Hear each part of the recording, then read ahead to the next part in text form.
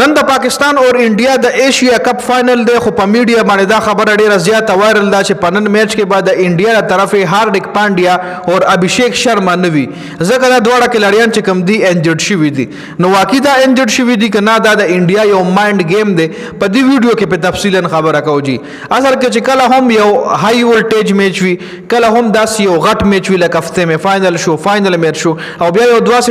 دوه داسې لوبډلې چې هغه رایولري وي نو هغې کې بیا ټینشن ډېر زیات وي په هغه میچ کې دباو ډېر زیات وي په هغه میچ کې پریشر ډېر زیات وي په هغه میچ کې چې هر یو کلاړي دغه میچ پریشر هم نشي برداشت کولی او دې کې بیا د مایند گیم هم کیږي د دې میچ دپاره کلاړیان چې کوم وي هغوی پلاننګ کوي لکه د پاکستان ټیم به پلان جوړوي بالران به پلان جوړوي چې موږ به ابھیشیک شرما سنګ آوټ کوو موږ به شوبمن ګیل سنګ آوټ کوو ټولو بیټسمینانو ته بالران پلان جوړ کړي دغه د انډیا ټیم چې کوم دی هغوی هم د پاکستان بیټنګ لاین اپ ته پلان جوړ کړي چې دا کلاړي به موږ څنګه پساوو څوک په ورته راوړو فیلډر به وله چلته درو کم بال به وله کوو دا پلاننګونه جوړېږي کوچ هم ناست وي بالران هم ناست وي بیټسمینان هم ناست وي پلاننګونه جوړوي جي نو اوس د انډیا چې کوم میډیا د هغوی دا خبرونه هم شیر کړي دي او په سوشل میډیا باندې هم دا خبرونه ډېر غټ غټ پیجونو شیر کړي دي چې هاردیک پانډیا او ابھیشیک شرما انجرډ دی په فائنل کې نه وي نو دې له ویلی شي مایند گیم اصل کې دی به انجرډ نه وي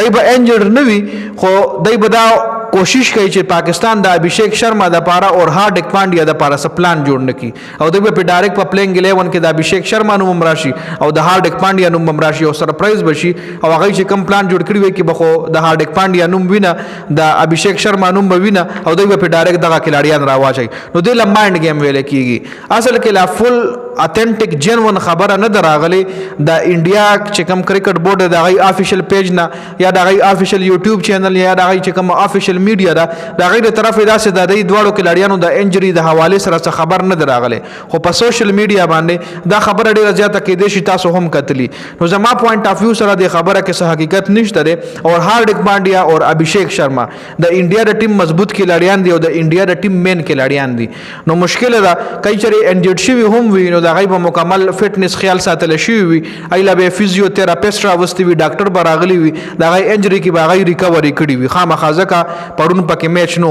ابروز د سریلانکا او د انډیا میچ خو پرون پکې چوټي و نو دومره غټه سوري یار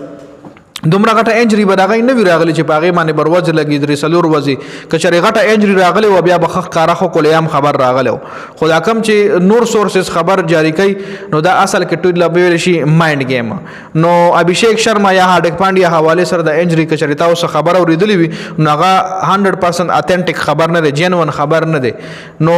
کې دې شي چې په میچ کې وی او کې دې شي ویم نه کې دې شي دا خبر حقیقت هم وي خو ټرست په پداس نه کې پاکستان ټیم به خپل پلان تیار کړی هر کلاړي د په پلان تیار کړی وي جی او پاکستان ټیم تاسو له پتر د انډیا خلاف په یو ډېر غټه جذبه سره رن ګراوند لکوزيږي تاسو د میچ کې د دې میچ حواله سره او د دې ویډیو حواله سره تاسو سب پوینټ اف ویو دي تاسو خپل قیمتي رائے موږ سره په کمنټ کې ضرور شریک کړئ